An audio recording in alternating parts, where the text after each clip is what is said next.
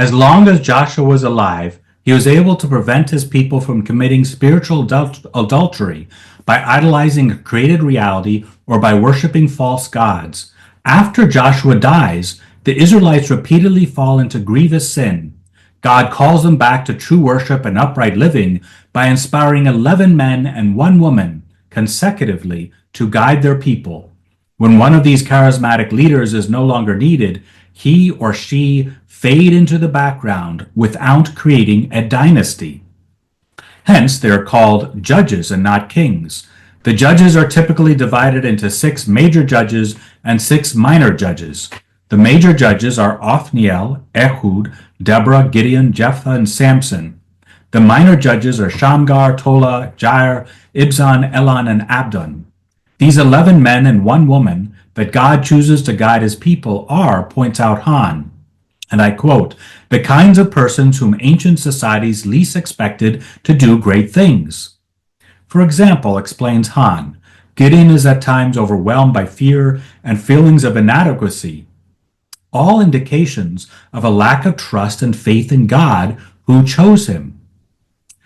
In agreement with Hahn, Miller interprets Gideon's objection to God, my clan is the weakest in Manasseh, Judges 6:15, as, and I quote, meaning that Gideon sees his best hope as having sufficient military power, numbers, and strength, while God tries to teach him to depend on divine assistance instead. In eliciting from Gideon greater trust in God and less in human force, God greatly reduces Gideon's army set to battle the Midianites, Judges 7. Samson also lacked faith in God and preferred to trust more in his cunning and in his great physical strength. The 2 judges Shamgar and Jephthah are surprising picks by God since neither comes from an established, respected family. Similarly, Shamgar, who wielded a farming tool as his main weapon, is the son of a farmer, while Jephthah's mother is a prostitute. Finally, Deborah is surprising since despite being a woman in a society dominated by men, God still chose her and through her freed the Israelites from Canaanite oppression.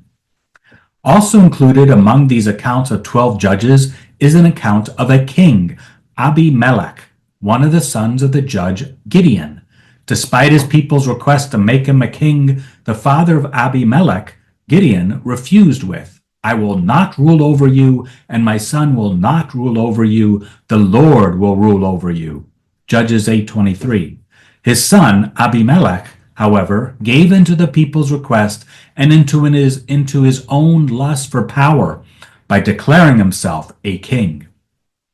By proclaiming himself king, Abimelech tried to replace the temporary leadership of the judges with a monarchy, and in his evil zeal murdered 70 of his brothers.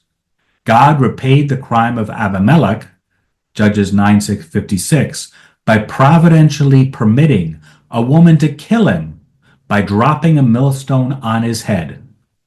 We will reflect on the spiritual lesson this 1 king and 12 judges have to offer by beginning with the judges as a whole and then by focusing on a few prominent judges.